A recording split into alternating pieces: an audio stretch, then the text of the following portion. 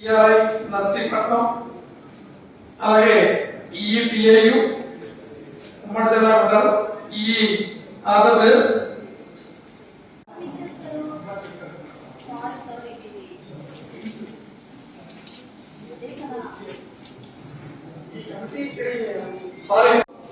అలాగే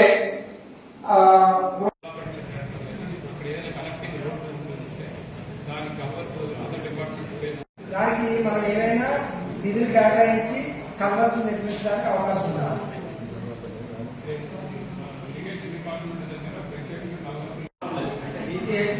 దాని మీద కూడా మేము కరెక్ట్ గా వినతిపత్రం ఇచ్చాము.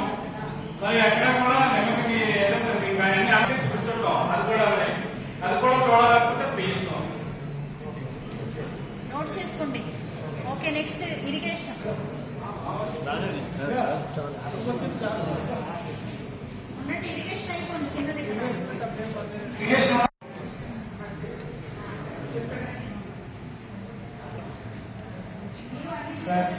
ఏం లేదు, ఏవైతే మన పంట కాలాలు ఉన్నాయో వాటి మీద మీరు అక్కడ బ్రిడ్జిలకి ఏదైతే మునోపాలు కావచ్చు, అధికారం కావచ్చు, ఎప్పుడో బ్రిటిష్ వాళ్ళ టైంలో ఏదో ఒక 12 ప్రభుత్వాన్ని రక్షించాలని కాదు, మీరు అక్కడ చెప్తున్నారే పూర్తి చేస్తున్న రైతు అత్యంత ప్రభుత్వం మారింది చేస్తారో మాకు లోకేష్ గారు వస్తారో అందరికీ నమస్కారం అండి.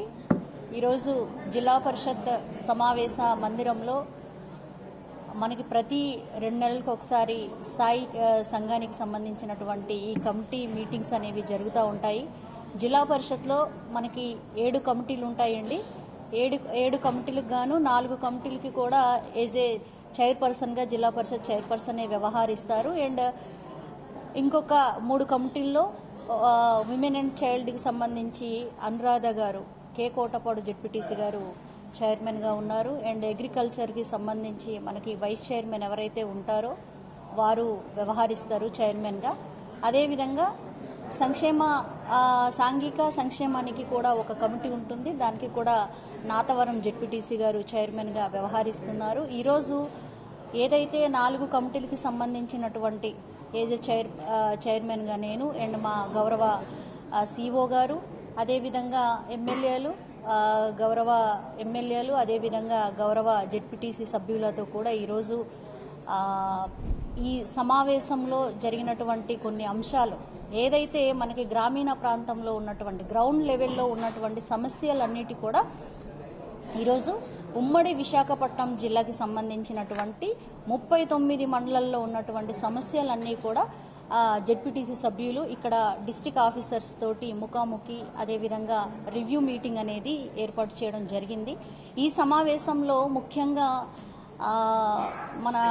అంటే ఈరోజు మా నోటీసులో వచ్చినటువంటి కొన్ని అంశాలను మీతో షేర్ చేసుకుంటున్నాను. ఏదైతే గత 10 నెలలుగా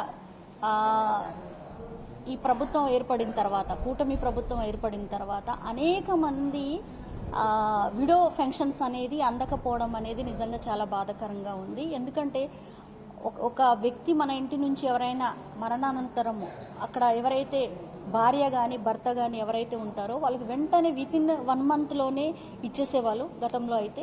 సో అది పెండింగ్ ఉంది. ఖచ్చితంగా వాళ్ళందరినీ కూడా ఇచ్చి ఆ పెన్షన్ని తొందరగా అందించి వారందరూ కూడా ఆదుకోవాలనేది గౌరవ జెడ్పీటీసీ సభ్యులందరూ కూడా మా నోటీసులో చేరవేయడం జరిగింది. అదేవిధంగా మనకి గతంలో అనేక వికలాంగులకి సంబంధించినటువంటి కొన్ని పెన్షన్స్ అనేవి ఇవ్వడం జరుగుతూ ఉంది.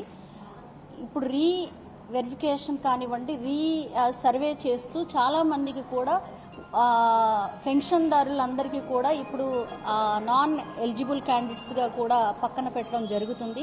దయచేసి ప్రతి ఒక్కరికి కూడా పెన్షన్ అందించేలాగా కూడా చర్యలు తీసుకోవాలని కూడా గౌరవ జెడ్పీటీసీలు మా నోటీసులో పెట్టారు. ఖచ్చితంగా దీనిని మేము ప్రభుత్వానికి చేరవేసే విధంగా మేము ముందడుగేస్తాం.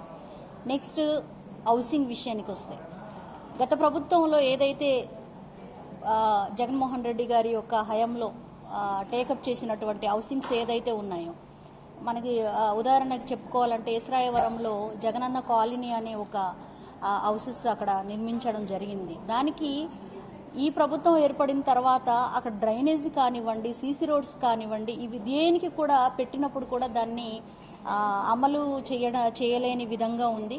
చాలా మంది కూడా కోఆపరేట్ చేయట్లేదు అనే విషయాలు కూడా తెలియజేశారు. ఇది ఉమ్మడి జిల్లా మొత్తానికి సంబంధించి అంటే మన గతంలో కేవలం విశాఖపట్నం అదేవిధంగా అనకాపల్లి డిస్టిక్లో మాత్రమే ఈ హౌసెస్ అనేది కట్టడం జరిగింది. వాళ్ళకి అన్ని రకాలుగా కూడా ఫెసిలిటీస్ కల్పించాలని కూడా కోరడం జరిగింది. అదేవిధంగా నెక్స్ట్ మైనింగ్స్ కానివ్వండి, కోటవరట్ల మండలంలో పర్మిషన్ లేకుండా జరుగుతున్నటువంటి కొన్ని ఇసుక తవ్వకాలను కూడా అరికట్టే విధంగా చర్యలు తీసుకోవాలని గౌరవ సభ్యులు అడగడం జరిగింది. ఎందుకంటే అది ఓఎండమ్స్కి సంబంధించినటువంటి అనేక వాటర్ ప్లాంట్స్కి సంబంధించినటువంటి ఆ పరిధిలో ఈ తవ్వకలు కనుక జరిగితే రేపన్న రోజు భవిష్యత్తులో మనము మంచినీరు అందించే పరిస్థితి ఉండదనేసి తెలియజేశారు. సో ఇటువంటివి అన్నీ కూడా గౌరవ సభ్యులు మా నోటీసులో పెట్టడం జరిగింది. అదేవిధంగా మెయిన్గా కేజీహెచ్లో ఈరోజు కేజీహెచ్లో చూసుకున్నట్లయితే మన ఉమ్మడి విశాఖపట్నమే కాదండి, ఈ ఉత్తరాంధ్రయే కాదు, పక్కన ఉన్నటువంటి ఒరిస్సా రాష్ట్రం నుంచి కూడా ఈరోజు కేజీహెచ్లో మరి వైద్యాన్ని అందించేదానికి కానీ లేదంటే పొందుతున్నటువంటి విషయాలు మనం అందరూ చూసాము.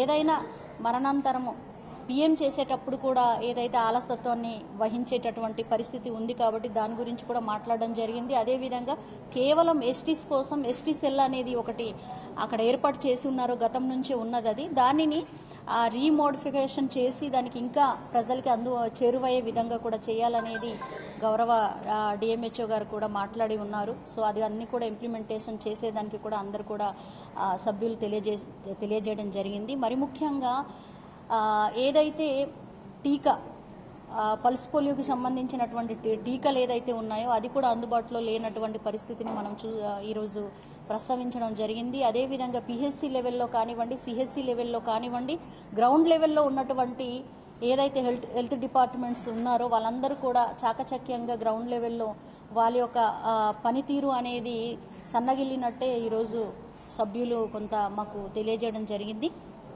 వాటన్నిటినీ కూడా ఖచ్చితంగా మేము రాష్ట్ర ప్రభుత్వానికి పంపించి ఏర్పాటు చేస్తాము. అదేవిధంగా కలెక్టర్స్తో కూడా మేము మాట్లాడి దాని నెక్స్ట్ ఇవన్నీ కూడా రిపీట్ కాకుండా చూసుకునేదానికి నేను సిఇఓ గారు ఖచ్చితంగా చర్యలు తీసుకుంటామని మీ దృష్టికి తీసుకొస్తాను. Thank you.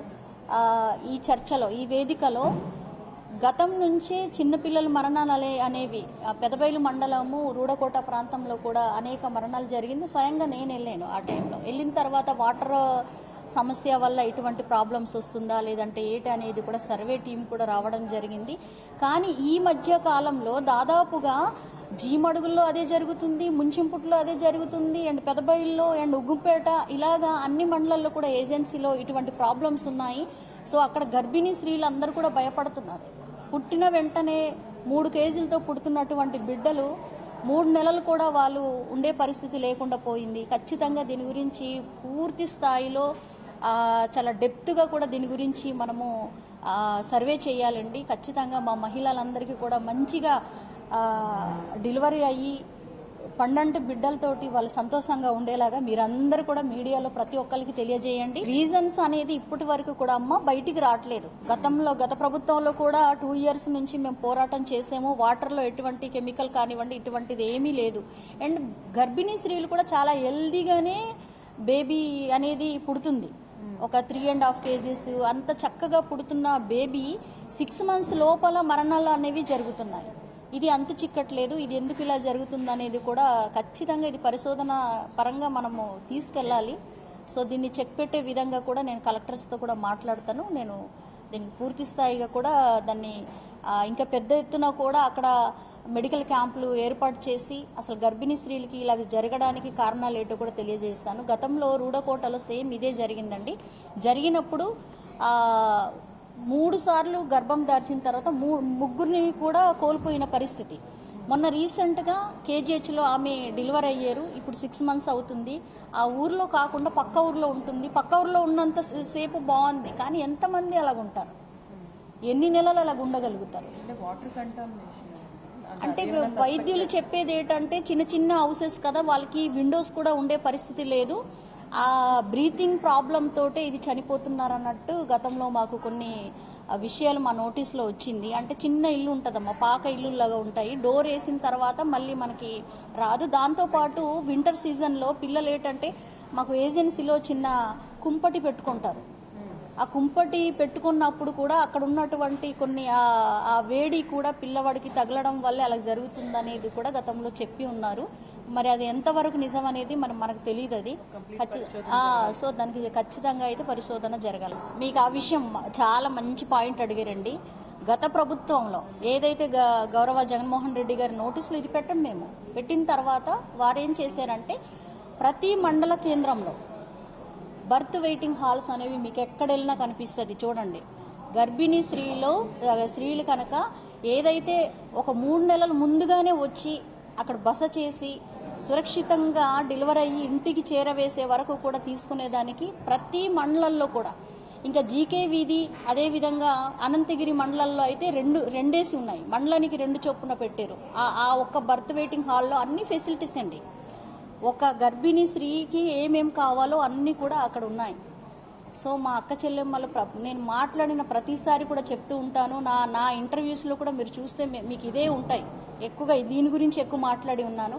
ఖచ్చితంగా ఫ్యామిలీలో కూడా మన కుటుంబ సభ్యులు కూడా ఒకసారి ఎవరైతే గర్భిణీ స్త్రీలు ఉంటారో ఇవన్నీ చెప్పాలండి. మీరు చెప్తారు, నేనే చెప్తాను, మీరంతా మీడియాలో చూపిస్తారు 1 రోజు 2 రోజులు, నేను ఎక్కడో మాట్లాడతాను 1 రోజు 2 రోజులు. కానీ పూర్తి స్థాయిలో తీసుకెళ్లవలసింది ఎవరు? ఖచ్చితంగా మన ఫ్యామిలీ మెంబర్స్, లేదనుకుంటే అక్కడ ఉన్నటువంటి ఏఎన్ఎంస్ ఉండాలి. వాళ్ళందరూ కూడా ఒక యూనిటీతో వాళ్ళని తీసుకెళ్లాలండి. ఇవన్నీ కూడా మిస్టేక్స్ ఉన్నాయి. కానీ గత ప్రభుత్వంలో అయితే మీరు వెళ్ళండి, ఖచ్చితంగా ఈసారి వెళ్ళినప్పుడు మీరు అన్ని మండల కేంద్రాల్లో మీరు చూడండి, ప్రతి మండలంలో కూడా బర్త్ వెయిటింగ్ హాల్స్ ఉన్నాయి. దాన్ని ప్రాపర్గా యూజ్ చేయక ఇటువంటిది వస్తుందా?